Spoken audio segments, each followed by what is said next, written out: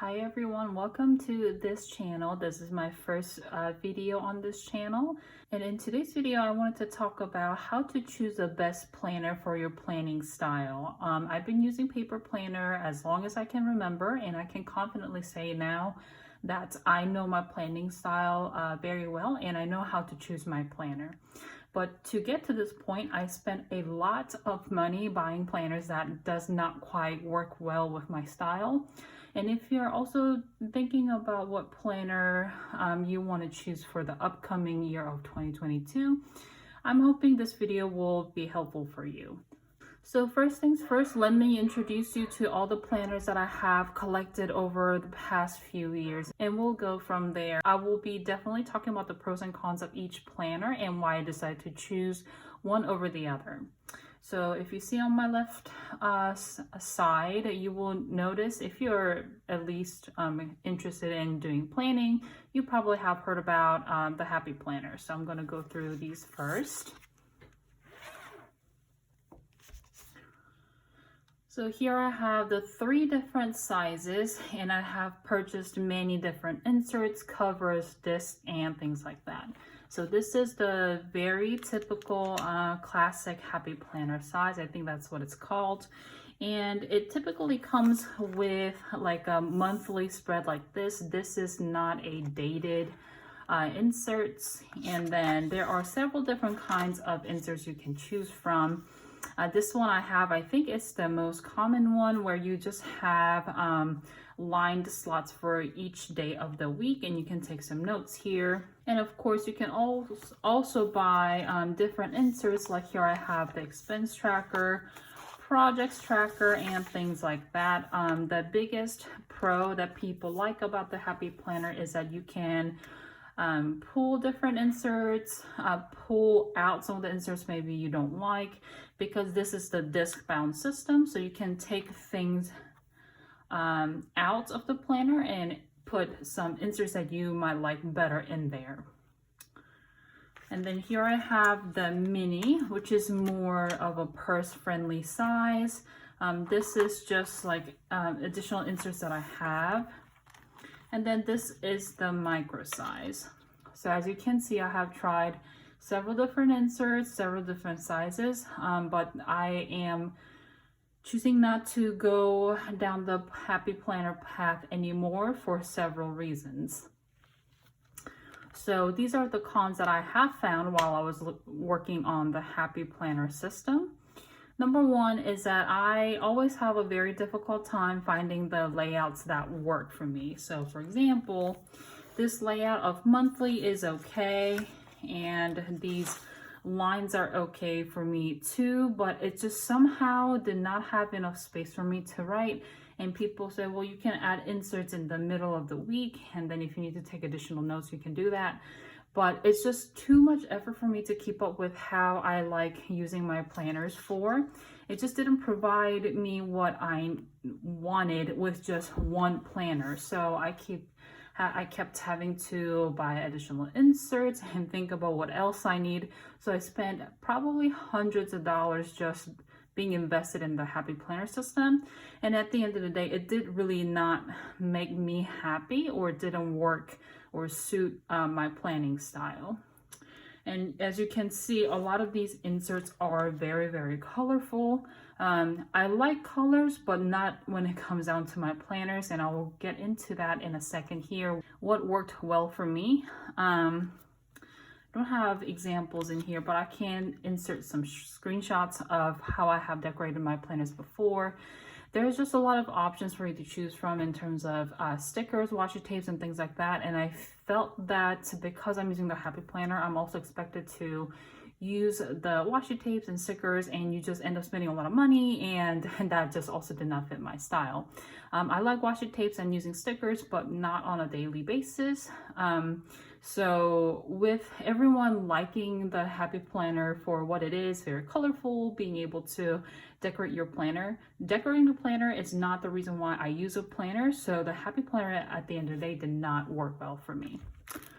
So putting these on the side, after trying the Happy Planner, I actually decided to use a very traditional planner style, which is the Ringbound Planner. So This is just a cover that I chose to buy. And then as you can see, I put some inserts here and I have some stickers over here. But it's just plain and bland inserts over here. You can write stuff down in here and things like that. So this system also ended up not working out for me because I hate the ring-bound system. It limits how much you can write. As you can imagine, if you start to write over here, your hand will come across the rings in the middle, and it really restricts you from being able to write stuff in here. People will say, well, you can always, open up the ring bound, write stuff on your sheet of paper after you take it out and put it back in. That is one way to go about it, but I find it extremely too fussy. And as you can see, I have marked all the months in here and they're clean because I never used it. So I found the ring bound system a little bit too fussy as well. So this was not the right choice for me. So after having gone through so many different planners, I've actually decided to just buy a simple planner from Target. And this is the planner that I actually ended up using the entire year, which is very, very unusual for me. As you can see, I love spending a lot of my money on trying out different planners. And there's a reason why this one specifically worked out, and I will kind of walk through that with you now. This was kind of an impulse purchase for me at Target, as I mentioned.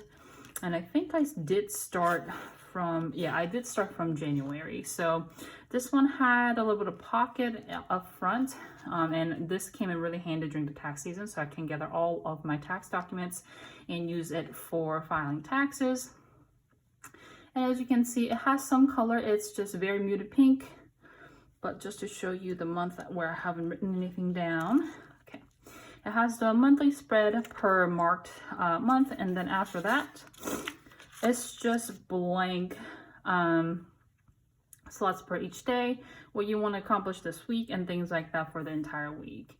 And I realized that this layout worked really well for me because number one, it does not have any lines in it. So I didn't realize how important that was for me.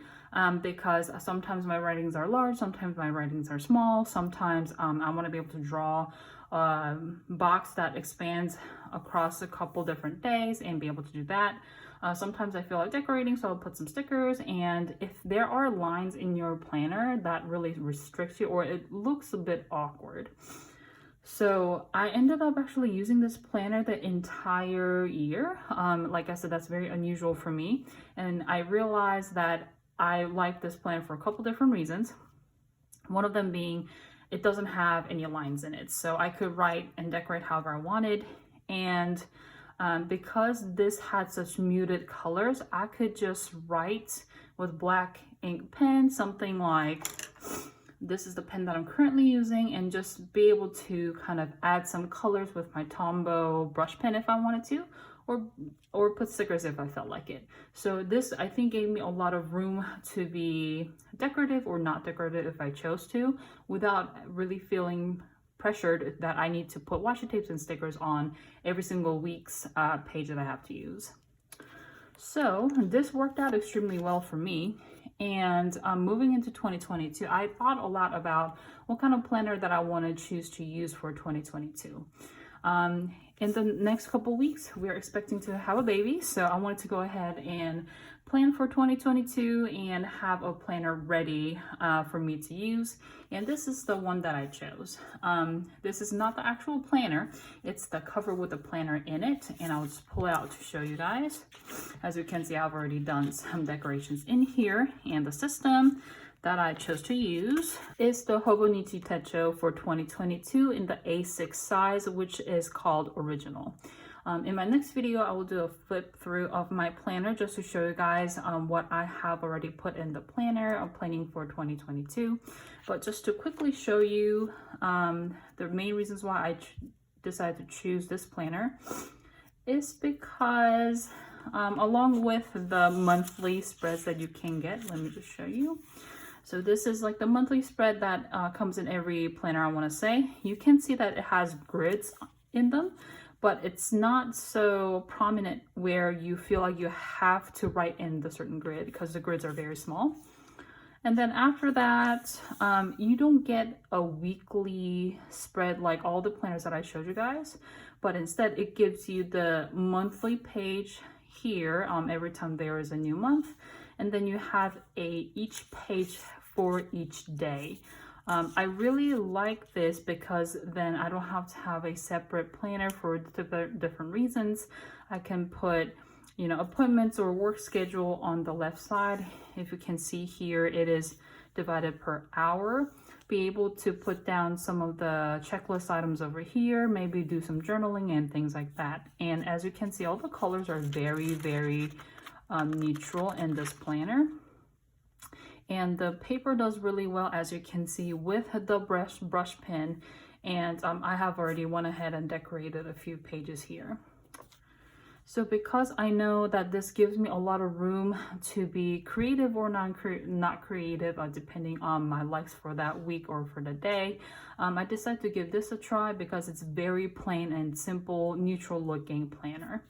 It also gives me a lot of writing room. It also has some note pages here in the back where you can just write some things down. So this really, I think, gave me a lot of options to choose what I want to do in the planner versus being forced into some predetermined layouts. And that's why I decided to choose this planner. So that's it for today's video.